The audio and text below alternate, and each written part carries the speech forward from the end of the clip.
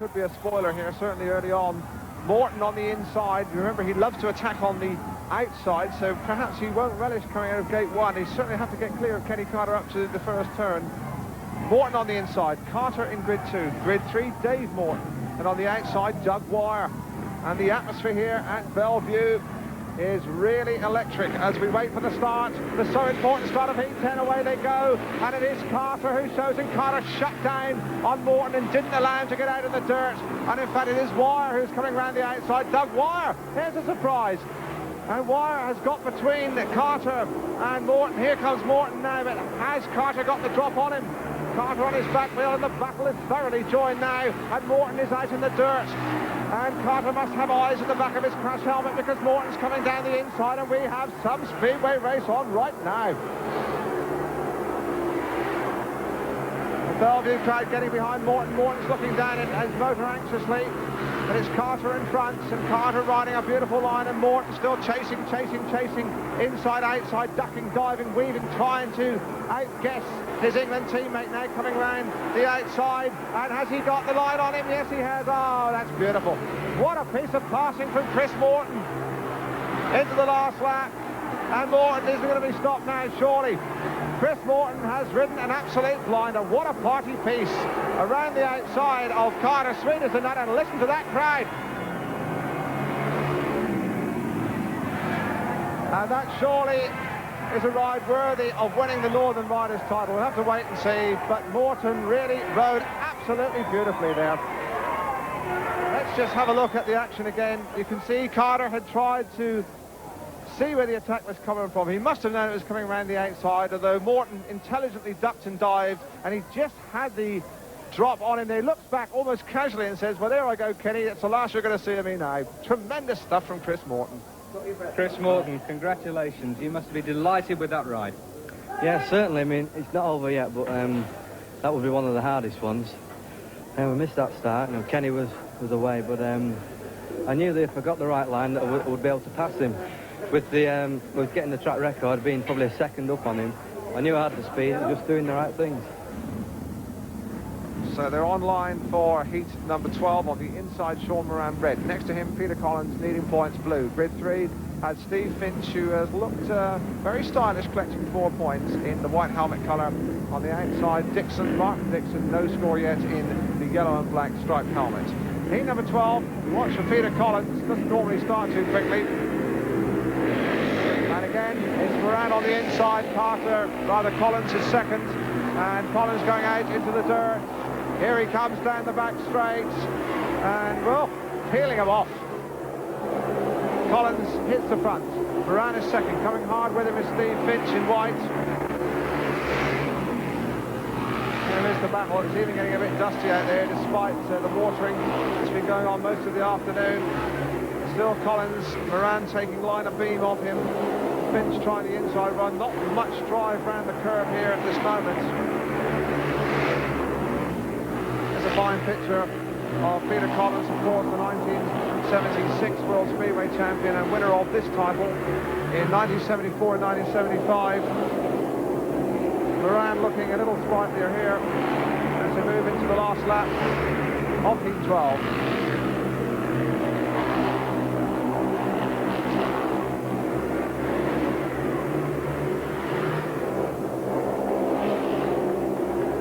So 3 more points for Peter Collins, and that takes him into joint second place, so he'll be reasonably satisfied with that.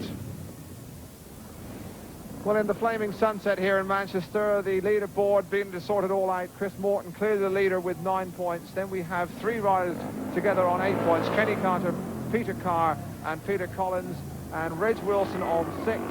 As we look across the lineup for heat 13, Martin Dixon yet to score in red on the inside. Chris Morton unbeaten on 9 points. Reg Wilson has a total of 6, so he's the main danger here on the outside. The young replacement reserve, Andy Smith, in for David Barge. Heat number 13, Chris Morton, the rider to keep your eye on in grid 2. Oh, Wilson impatient and lucky not to break the tapes there. So Morton must consolidate. He mustn't do anything silly. And And they're very impatient to get away here in heat 13. And from the inside, it's Dixon. There's a surprise. And where is Morton? Here comes Morton around the boards. Almost inevitable. There he goes as Dixon flourished for a moment there, which was a surprise. But Morton standing on very little ceremony.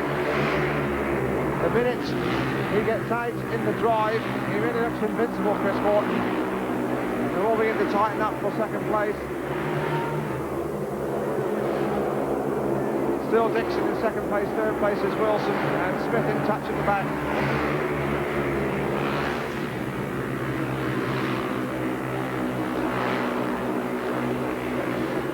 Well, this is Chris Morton, and the little Bellevue race really is a beautiful sight in full cry on a Speedway bike. Let's just watch him round this last lap, riding an immaculate line.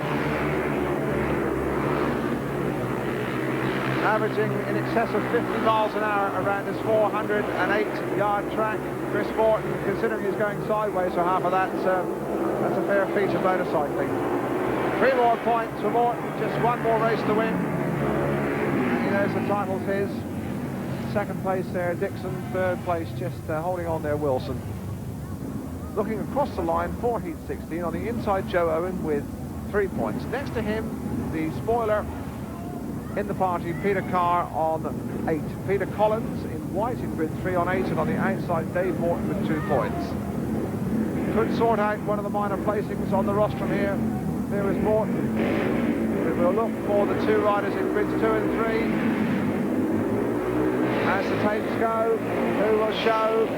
It is Carr, and Collins gets the squeeze on the first corner as Morton comes around. Dave Morton around the outside. Peter Carr leads it. Morton's in front now. Carr hits the corner in front. Where is Peter Collins? Collins is back in third place, making ground. And this is a little bit more like it.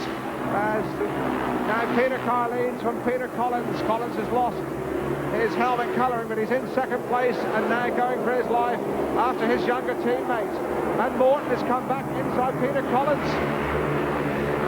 Well, what could happen next? Because Owen's not out of contention either at the back there.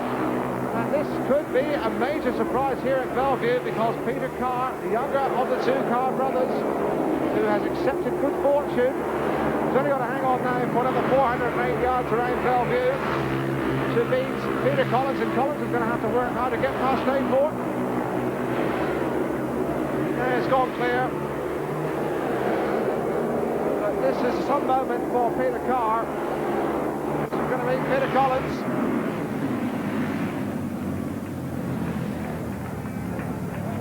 And the crowd rise to this young man. Takes a bit of doing to beat Peter Collins, but Collins missed the start and had to pick his way through the traffic and never could get back in touch with the leader of heats number 16. And that win by Peter Carr has made a difference to the leaderboard. Clearly in front, Chris Morton on 12 points. But a win there takes Peter Carr on level standing with Kenny Carter on 11 points on joint second place. Peter Collins is in 4th place on 10 points, and then we have 3 riders on 7. Louis Carr, Larry Ross and Reg Wilson. Well, Chris, this is the decisive heat, isn't it? How do you feel? A little bit nervous, getting the adrenaline flowing. It's very tight. I mean, I'm on 12 points. There's 2 riders on 11. One of the riders on 11 are meeting this race. So that's Peter Carr, of course, you think. Yeah, Peter Carr, yeah. I mean, he's going very well tonight. So, and Shawn Moran, of course, who's very good round here. I've still got it all to do yet. It's not over yet by a long way. Well, let's see how it goes. Thanks very much.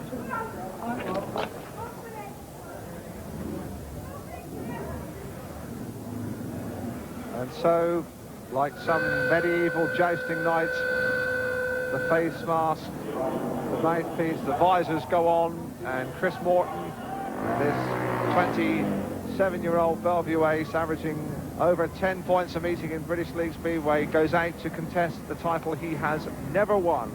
The Northern Riders Championship, a Northern lad through and through this. He's won the Intercontinental Championship final. He goes out into the arena. His iron horse awaits. He is settling himself down. He knows what he's got to do. A win here is essential for him to clinch the title. He has got Peter Carr an unexpected threat. He's seen off his most exalted rivals, Peter Collins and Kenny Carter. Could never really have expected that young Peter Carr would come up into the reckoning, so he really has it to do in all his races, and right to the final checkered flag. Chris Morton here will have to keep it all screwed on. He's in grid 2, so he might just get squeezed in at the first corner, because also in to spice the brew is Shawn Moran in white. And as we look across the start line, the race that will decide surely the 1983 Northern Riders Championship final, on the inside, Craig Pendlebury, who can be a spoiler in red. Next to him, Morton, grid 3, has Shawn Moran in white. And on the outside, Peter Carr in yellow and black. What a big moment for this young man, 20 years old. The British junior champion in against Chris Morton, the wily senior international. Away they go, and who is it that shows? It's Morton who's got the drop. And where is Carr? Carr is on the outside of Moran. It could all be over, because Chris Morton untypically made the gate. Peter Carr moves up into second place and will challenge, but Morton's out where he loves to ride in the dirt. This is heat 19, and Morton is kicking home. He just made the start, and surely, barring some unforeseen accident, nothing is going to stop Chris Morton now.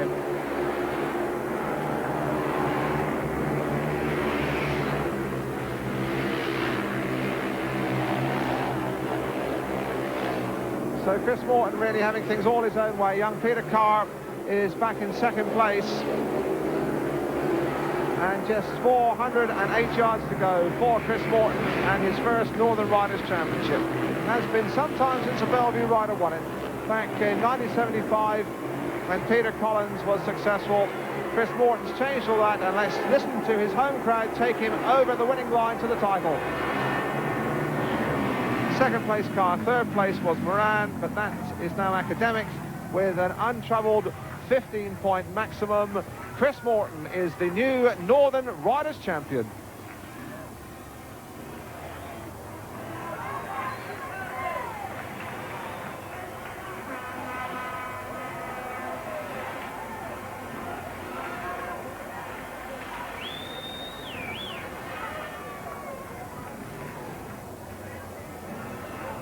Well, traditionally, the victor gets his rewards, and the track staff here at Bellevue make sure that Chris Morton sniffs the air before returning jubilantly to the pits. A quick reaction from you, how do you feel? I'm very pleased. The last few days we've had 2 or 3 meetings, and I've been going terrible, and I certainly needed this to pull myself out of it, and I'm very, very happy about this. We've got a very important meeting next week with the Intercontinental Final, which is the last meeting before the World Final, and I need this meeting to pull myself back up again. Come on, have a smile, you can afford that, can't you? I'm very pleased, yeah. Thanks a lot. Right.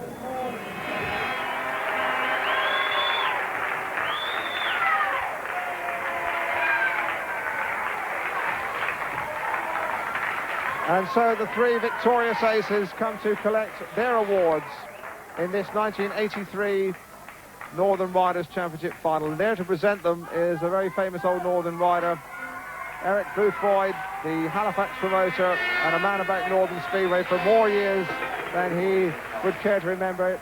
Peter Carr, so impressive in third place. Peter Collins bringing his experience to bear, and going on to the #1 position on the rostrum with that impressive trophy, Chris Morton, for the first time taking the Northern Riders Championship final, doing it in his own style, with his own brand of spectacle and excitement.